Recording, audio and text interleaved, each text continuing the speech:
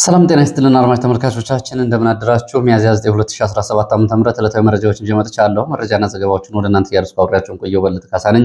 እናንተም አብራችሁ እንድትቆዩ ነው በአክብሮት የምጋብዛችሁ። አብራችሁ ከቆያችሁ የተለያዩ መረጃዎች ትሰማላችሁ። በዚህ ሰዓት ከምሰሟቸው መረጃዎች መካከል በከተማ ውስጥ እገታ ይፈጽም የነበረ የከተማ ባለስልጣንና አጃቢዎቹ በቁጥጥር ስር ዋሉ የሚለውን ጨምሮ የተለያዩ መረጃዎችን በተለያዩ አካባቢ ያሉትንም የግንባር መረጃዎች አሰባስቤ ይዣለሁ። በቅደም ተከተል የምሰሟቸው ይሆናል። በቢቢሲ ይዞት የወጣ ዘገባም አለ። እሱንም በተመለከተ እንደዚሁ በአጭሩ ወደ እናንተ የማድረሳችሁ ይሆናል። እነዚህን መረጃዎች የተከታተላችሁ አብራችሁ እንድትቆዩ እንደተለመደው በአክብሮት ጠይቃለሁ። አብራችሁን ስትቆዩ እንግዲህ ላይክ፣ ሼር፣ ሰብስክራይብ ማድረግ ባሻገር ሐሳብ፣ አስተያየት፣ ጥቆማዎች ኖሯችሁ ጥቆማ@gmail.com ላይ ልትልኩልኝ ትችላላችሁ። ሐሳባችሁን፣ አስተያየቶቻችሁን ያደርሳችሁ ስለሆነ በእጅጉ ነው የማመሰግነው። በርካቶቻችሁ ጥቆማ@gmail.com ላይ በርካታ ሐሳቦችን ልካችኋል። አሁንም አጠናክራችሁ ቀጥሉ። በየአካባቢያችሁ ቅሬታዎችን እንዲሁም ደግሞ ድምጽ ቢሆን ሚዲያዎች መፍትሄ ሊያገኙ ይችላሉ የምትሏቸውን የማህበረሰብ ችግሮች ድምጽ አልባ ለመሆኑት ድምጽ የመሆን ጉዳይ ስለሆነ የሚዲያው ዋና ዓላማ ይሄንን ተጠቀሙበት። ይህን እያደረጋችሁ ስለሆነ በየአካባቢው አመሰግናለሁ። በተለይ እንግዲህ በርካቶች ቅሬታዎችን አቅርባችኋል። ከደሞዝ ከክፍያ ከጥቅማጥም ጋር በተያያዘ በቢሮዎች ውስጥ የሚሰሩ ጉዳዮችን በተመለከተ እንደዚሁ ልካችኋል። አመሰግናለሁ። ከላካችኋቸው ውስጥ ግን የሚጠየቀውን መስሪያ ቤት ወይም ደግሞ ቅሬታ የሚቀርብበትን ተቋምና የስራ ኃላፊዎች ስልክ ቁጥሮች አላካተታችሁም። እሱም ብታደርጉ ወይም ደግሞ የኢሜል አድራሻቸውን ብታስቀምጡ ለችግሮቹን ወይም ደግሞ ጉዳዩን ለማጣራት የሚቀል ይሆናል።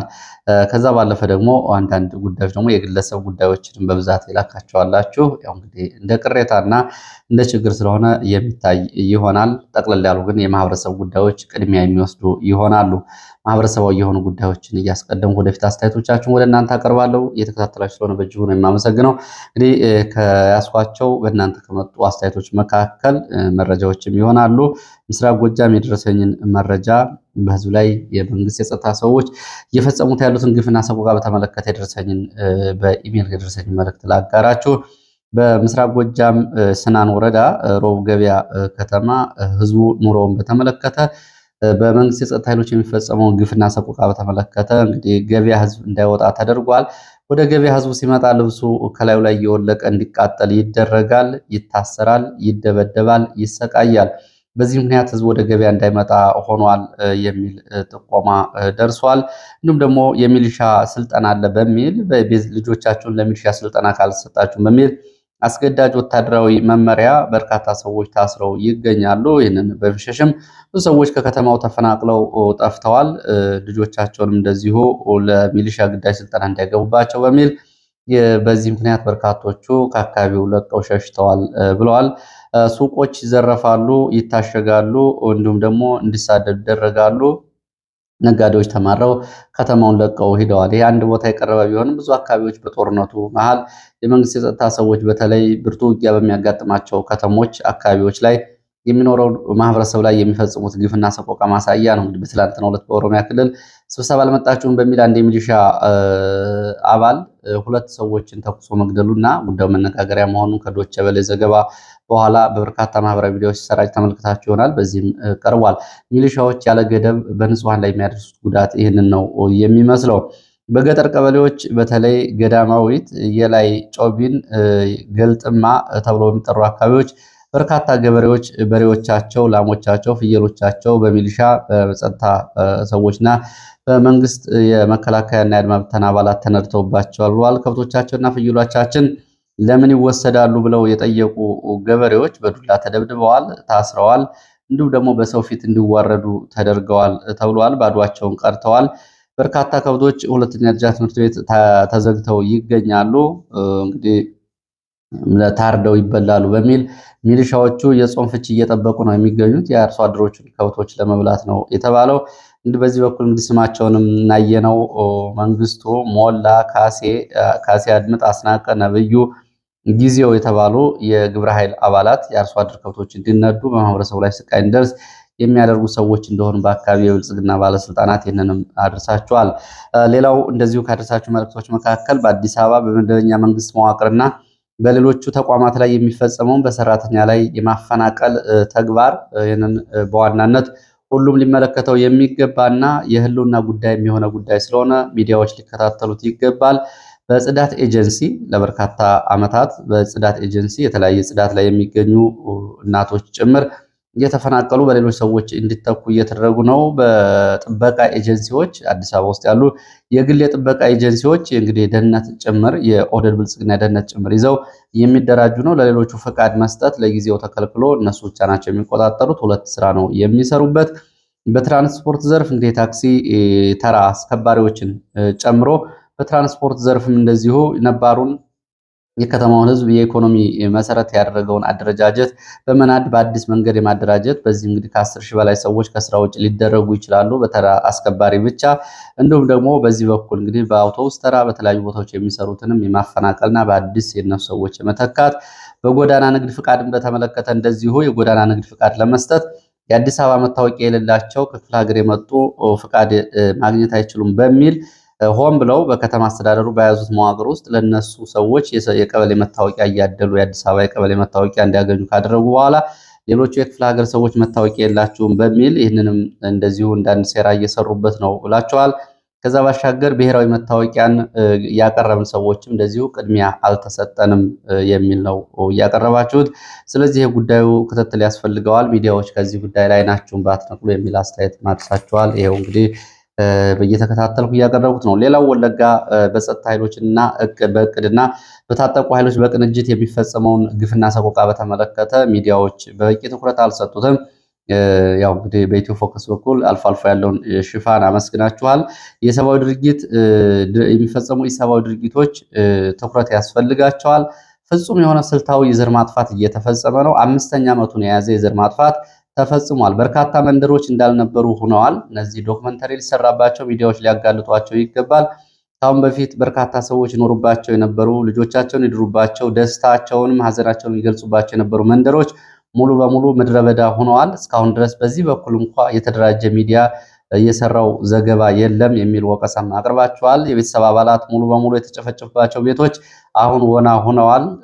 ለነበር እንኳ አልበቁም። ቤቶች እየፈራረሱ ነው የሚገኙት። እንግዲህ ውርደትን ሞትን ተጋፍጠው ደግሞ በወለጋ አያሌ ታሪክና ጀብዱ የሰሩ ሰዎችም አሉ። እነዚህም ሰዎች እንግዲህ ከዚህ ከዘር ማጥፋቱ ጋር ጎን ለጎን አብሮ ሊነሳና ሊዘከር የሚገባው ነው። በዚህ በኩልም ሚዲያዎቹ ይህንን ስትሰሩ አልታያችሁም የሚል ወቀሳ ያለው ጉዳይ ጨምራችሁ ገልጻችኋል። አመሰግናለሁ። እንግዲህ በትኩረት በተለይ ወለጋ አካባቢ ያለውን በንጹሐን ላይ የሚደርሱ ጉዳቶችን እየተከታተሉ ሽፋን ለመስጠት እየተሞከረ ነው። እንግዲህ የሚቀር ነገር እንዳለ ምንም ጥርጥር የለውም። በወለጋ አካባቢ እየተደረገ ያለውን አጠቃላይ ሁኔታ በተመለከተ በሰነድ የማደራጀት ስራ የጀመሩ የአካባቢው ተወላጆች በተለይ የዘር ጭፍጨፋውን ለዓለም ማስተማሪያ ለሚቀጥለው ትውልድ እንዲደርስ በሰነድ እያዘጋጁ መሆናቸውን ከአሁን በፊት እንግዲህ ባሉ መረጃዎች ለማወቅ ችያለሁ። መረጃዎችን ለነሱ ታቀርቧቸው ትችላላችሁ። በዚህ በኩል ሌሎቻችሁ ተሳትፎ ማድረግም የጠፋውን የሰው ሕይወት ቢያንስ ለሚቀጥለው ትውልድ ለዓለም ማስተማሪያ እንዲሆን መሰነዱ ስራ ቢሰራ ነው። ወደ መረጃዎች ነው የሚሄደው። ወደ ጎንደር ስንሄድ እንግዲህ ጎንደር ከተማ የብልጽግና ስብሰባ ነበር። በተለያየ ደረጃ የመከላከያ አመራሮች ስብሰባ ነበር፣ የኮማንድ ፖስቱ ማለት ነው። እንዲሁም ደግሞ የብልጽግና ባለስልጣናት ስብሰባ፣ የመንግስት ሰራተኞች ስብሰባ ነበር ተብሏል። በ3 ዙር በተደረገ ስብሰባ በዚህ ስብሰባ ላይ መከላከያ አንድ ጉዳይ ይፋ አድርጓል። መከላከያ በከተማ የሚፈጸሙ እገታዎች የሚፈጸመው በአካባቢ በተደራጁ የጸጥታ ኃይል ነው፣ ይህንን ደርሼበታለሁ ሲል በዚህ በኩል እንግዲህ ይፋ ያደረገው ጉዳይ አለ። መከላከያ በጎንደር ከተማ የአራዳ ክፍለ ከተማ የሰላምና ደህንነት ኃላፊ ከአጃቢዎቹ በእገታ ስራ ላይ ተሰማርቶ መገኘቱና አሁን በቁጥጥር ስር ውሎ እስር ቤት እንደሚገኝ ይህም በአካባቢው የተደራጁ የጸጥታ ስምሬት ላይ የሚገኙ የብልጽግና ባለስልጣናት ይህንን እገታ እየፈጸሙ እንደሆነ አረጋግጫለሁ ነው ያለው መከላከያ። በተለይ እንግዲህ በዛ አካባቢ የተፈጸሙ እገታዎች በተደጋጋሚ በጸጥታ አካላት እጃቸው አለበት የሚለውም ማረጋገጫ ሆኗል።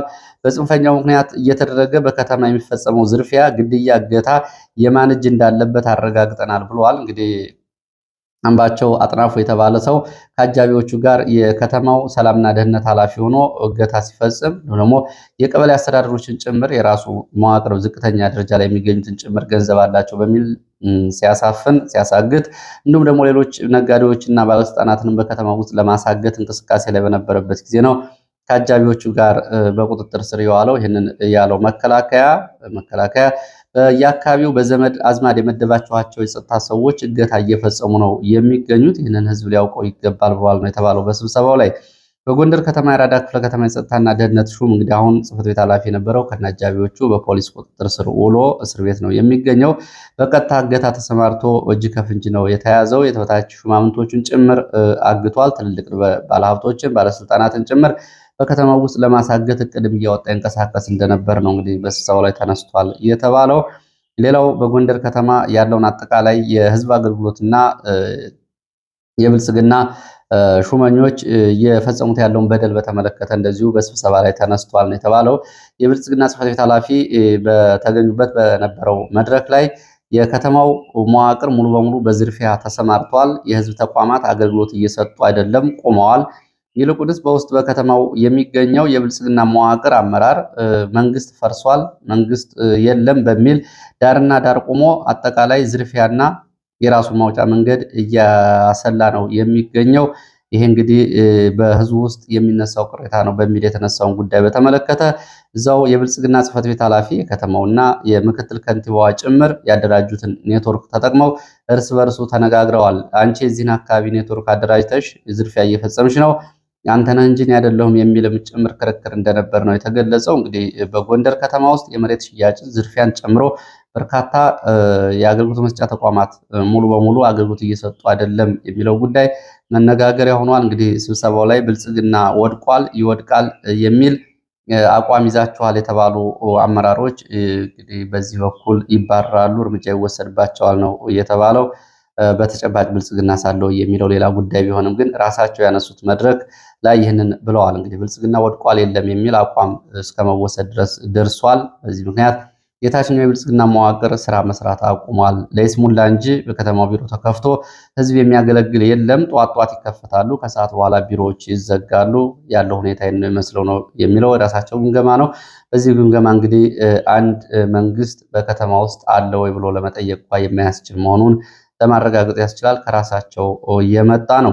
ወደ ጎንደር እዛው አቅራቢያ ጠዳ ክፍለ ከተማ ከሌሊቱን ከፍተኛ ተኩስ ነበር ተብሏል። በከተማው አቅራቢያ ጠዳ የተደረገው ተኩስ መነሻውም እንደሆነ በውል አልታወቀም። የደረሰውን ጉዳት አልታወቀም። ሌሊቱ ከፍተኛ ተኩስ ነበር ያሉት የመረጃ ምንጮች፣ ጠዋት ግን ሁኔታዎች በመደበኛ እንቅስቃሴ ላይ ነው የሚገኙት ብለዋል። ትላንትና መሻሹን ጎንደር ዙሪያ እንደዚሁ ከማክሰኝት ወጣ ብሎ በሁለት ቦታዎች ላይ በከባድ መሳሪያ የታገዘ ለአጭር ሰዓት የቆየ ከባድ መሳሪያ ድብደባ ነበረ። ምናልባት ይህን ተከትሎ የነበረ ተኩስ ሊሆን ይችላል የሚል አስተያየት ነው የመረጃ ምንጮች የሰጡት። ወደ ደብረታቦር ስንሄድ ደብረታቦር ከተማ እንደዚሁ ሁለት የሚሊሻ አባላት በድንገተኛ ጥቃት ከተማ ውስጥ ተገድለዋል። አብሯቸው የነበረ ኃላፊነቱ ያልታወቀ ባለስልጣን ግን አምልጧል ከግድያው ነው የተባለው። በትላንትናው ዕለት አመሻሹን እነዚህ ሁለት የሚሊሻ አባላት ከተማ ውስጥ ነው ግድያ እየተፈጸመባቸው። ባለፈውም እንደዚሁ ከተማ ውስጥ የፖሊስ አባላትና የሚሊሻ ኃላፊ የነበሩ ሰዎች ከተማ ውስጥ ግድያ መፈጸሙ ይታወቃል። ይህ እንግዲህ በአንድ ሳምንት ለሁለተኛ ጊዜ ከተማ ውስጥ የተፈጸመ ግድያ ነው። ከዚህ ጋር በተያያዘ በጉዳዩ ላይ መግለጫ የሰጠ ፋኖ የለም፣ ወይም ደግሞ ስለዚህ ዘመቻ ኦፕሬሽን የተባለ ነገር የለም። የከተማዋ የመረጃ ምንጮች ግን ሁለት ሚሊሻ አባላት መገደላቸውን ገልጸዋል። ሌላው መረጃ ወደ ግንባር መረጃዎች መለሳለሁ። የሰሞኑን አንድ ዘገባ ወጥቶ ነበረ። ይህ ዘገባ ደግሞ ምንድነው? ብዙዎቹ የተቀባበሉት ነው። ለዚህ ምላሽ በሚመስል መልኩ ትላንትና የመንግስት ሚዲያዎች ይህንን ዘገባ አውጥተዋል። ዳሽ 5 ተብሎ የሚጠራ ወይም ደግሞ ቡፋሎ እየተባለ የሚጠራ የኮሎኔል መንግስቱ ኃይለማርያም መገልገያ የነበረ አውሮፕላን ተጠግኖ ስራ ጀምሯል የሚል ነው። እንግዲህ የኢትዮጵያ አየር ኃይል ያሳወቀው አውሮፕላኑ 1 ዓመት በፊት ጥገና ተጀምሮ አሁን በ1 ዓመት ተጠናቋል።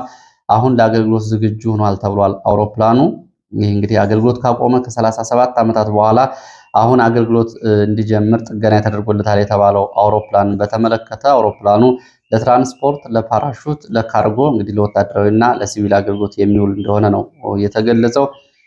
በይሄ ዘገባ በተመለከተ እንግዲህ ወደ የት ይሄዳል ዘገባውን የሚለውን ስንመለከተው በሰሞኑን አብይ አህመድ ቅንጡ ዘመናዊ አውሮፕላን በ12 ቢሊዮን የኢትዮጵያ ብር፣ በነገራችን ላይ ይሄ ገንዘብ እንደ ትግራይ ላሉ ክልሎች የበጀት የ1 ዓመት በጀት ነው። 12 ቢሊዮን ዶላር ይህንም ያክል ገንዘብ አውጥተው አንድ ቅንጡ አውሮፕላን ገዝተዋል የሚለው ጉዳይ የብዙዎች መነጋገሪያ ስለሆነ ምናልባት ሌሎችም የኢትዮጵያ መሪዎች የነበሩ ሰዎች የግል አውሮፕላን ይጠቀሙ ነበር የሚለውን ለማሳየት የወጣ ዘገባ ነው የሚመስለው። ይህንን በተመለከተ የቀድሞ መንግስቱ ኃይለማርያም ወዳጆች ጋዜጠኞች እንዲሁም ደግሞ በአብረው የሰሩ ሰዎችን ለመጠየቅ ሞክሬ ነበር። ጋዜጠኞች በተለይ የህይወት ታሪካቸውን ማዘጋጀት የሚታወቁ ጋዜጠኞች ስለ ጉዳዩ የሚያውቁ ነገር እንደሌለ ነው የገለጹት። ባለስልጣናትም መንግስቱ ኃይለማርያም በአመዛኙ እንግዲህ እነሱ በሚያውቁት መረጃ የመንግስት አውሮፕላኖች የኢትዮጵያ አየር መንገድ አውሮፕላኖችን በመጠቀም በህዝብ አውሮፕላኖች ነበር ይጓጓዝ የነበረው። ከመፈንቅለ መንግስቱ ጋር የነበረውን ትዝታ በተመለከተ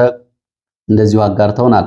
ወደ ጀርመን በረራ ሲያደርግ 1981 ዓ.ም የነበረው መፈንቅለ መንግስት የግንቦት 8ቱን መንግስቱ ኃይለማርያም አየር ላይ ይመታ እንኳ ተብሎ በነበረበት ጊዜ ሲቪል ሰዎች አብረው ስላሉ እነሱ በምን ዳፋቸው ከሱ ጋር ይገደላሉ በሚል ነው በወቅቱ የአየር ኃይል አዛዥ የነበሩ ሰዎችን ውሳኔ ተው። ስለዚህ መንግስቱ ኃይለማርያም ያደርጋቸው የነበሩ የመንግስት የስራ እንቅስቃሴዎች በምናውቀው ደረጃ ይደረጉ የነበረው በኢትዮጵያ አየር መንገድ በህዝብ ማመላለሻ አውሮፕላኖች ነው እንጂ መንግስቱ ኃይለማርያም የራሱ አውሮፕላን እንደነበረው የምናውቀው የለም ብለዋል። ምናልባት ተጨማሪ መረጃዎች ካሉ ይመጣ ይሆናል። ለማንኛውም የመረጃው ጉዳይ ግን ሰሞኑን አብይ አህመድ በ12 ቢሊዮን ብር የገዙትን አውሮፕላን ለመሸፈን ነው የወጣው የሚል ድምዳሜ ላይ መድረስ ይቻላል። ሌላው ወልቃይትን በተመለከተ ትላንትና እንግዲህ በርካታ መነጋገሪያ ከሆኑ ዘገባዎች መካከል በወልቃይት የጸጥታ አመራሩን የሲቪል ባለስልጣኑን በአንድ ላይ የተካተተበት ወታደራዊ ስልጠና መጠናቀቁን ተከትሎ የተሰጠው መግለጫ አለ። ይህንን ዘገባ የአማራ ሚዲያ ኮርፖሬሽን መዘገቡ ይታወቃል። ከዚህ ጋር በተያያዘ የትግራይ ክልል እንደዚሁ መግለጫ አውጥቷል።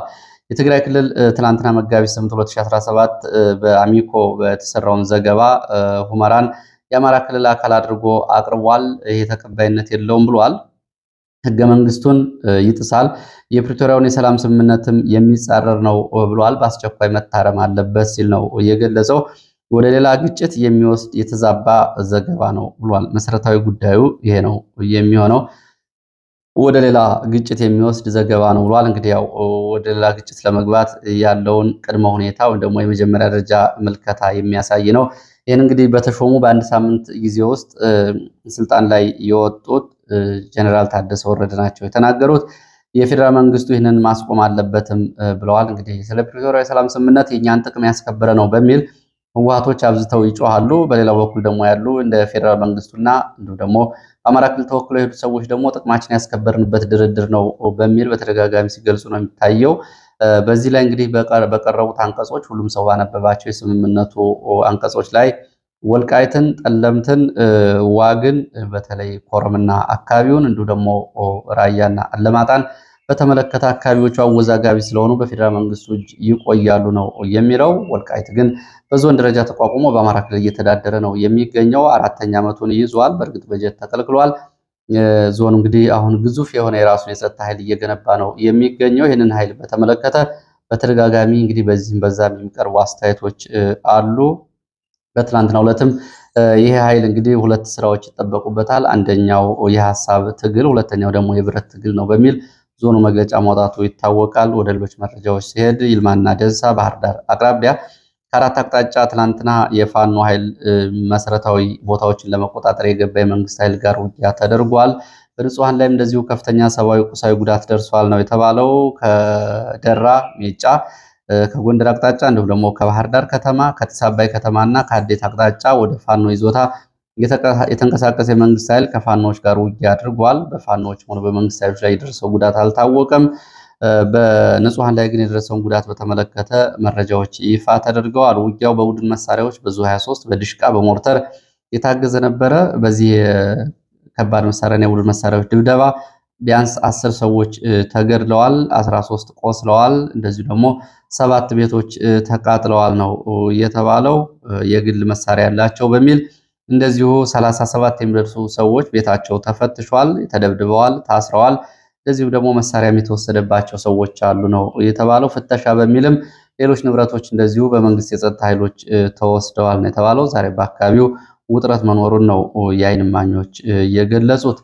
ሌላው እንግዲህ መነጋገሪያ ከሆኑት አጀንዳዎች መካከል ዛሬ ቢቢሲ በረፋድ ይዞት የወጣው ዘገባ አለ። ቢቢሲ ይዞት የወጣው ዘገባ ብርጌድ ንሓመዱ ወይም ደግሞ የኢሳያስ አፈወርቂን መንግስት በኃይል ለመጣል የሚንቀሳቀሰው የብርጌድ ንሓመዱ የተባለው ድርጅት ከቢቢሲ ጋር መሪዎቹ ያደረጉትን ቃለ ምልልስ መሰረት አድርጎ ቢቢሲ ሰፋ ያለ ዘገባ ይዞ ወጥቷል። ረዘም ያለ ዘገባ ነው። ኢትዮጵያና ኤርትራን አጠቃላይ አሁናዊ የፖለቲካ ሁኔታና በትጥቅ ትግል ደግሞ አንዱ ሌላውን የመደገፍን በተመለከተ ዝርዝር ያለ ዘገባ ይዞ ወጥቷል።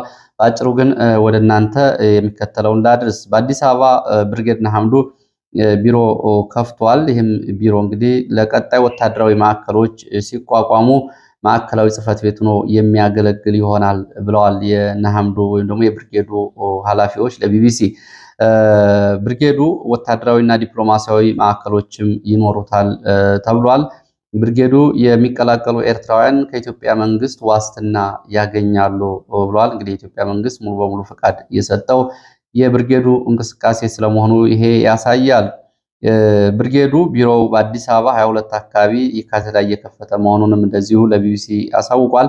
የብርጌዱ ከፍተኛ መሪ በየነ ገብረ እግዚአብሔር የተበታተነ ትግል በአንድ ማዕከል ለመምራት ቢሮ መክፈቱ አስፈላጊ መሆኑን እንደዚሁ ለቢቢሲ አሳውቀዋል። ለኢትዮጵያ መንግስት በኤርትራ ስር ነቀል ለውጥ ለማምጣት እንደሚታገልም ብርጌዱ እንደዚሁ ይህንንም ለቢቢሲ ተናግረዋል። ብርጌድ ንሓመዱ በጀርመን እንግዲህ የሽብር ቡድን ተብሎ ተፈርጀዋል። ባለፈው ሳምንት በጀርመን የሚገኙ 17 አመራሮችም እንደዚሁ በጀርመን ፖሊስ እና አቃቢ ሕግ ክትትል እየተደረገባቸው እየተፈለጉ ነው የሚገኘው። ብርጌድ ንሓመዱ የትጥቅ ትግል ለማድረግና ፕሬዚዳንት ኢሳያስ አፈወርቂ የሚመራውን የኤርትራ መንግስት ስር ነቀል ለውጥ ለማምጣት ወስኛለሁ ብሏል። በዚህ በኩል እንግዲህ ቢቢሲ የተለያዩ ጥያቄዎችን አቅርበዋል።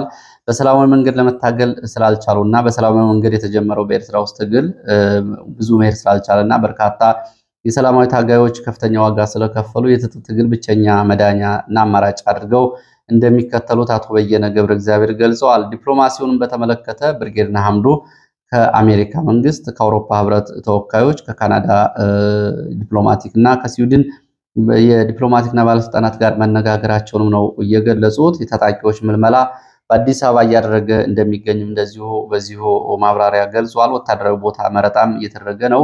ወታደራዊ ግንባር ዝግጅት እንግዲህ እያደረጉ ስለመሆናቸው አብረው ጨምረው ገልጸዋል። ከኢትዮጵያ ወታደራዊ አመራሮች ጋር ተገናኝታችሁ ነበር ወይ በሚል ከቢቢሲ ለቀረበላቸው ጥያቄ ይህንን እንግዲህ 100% አዎ ወይ ደግሞ የለም ብሎ ለመናገር አንችልም። ይህንን የሚያነጋግር ክንፍ ግን አቋቁመናል ብለዋል።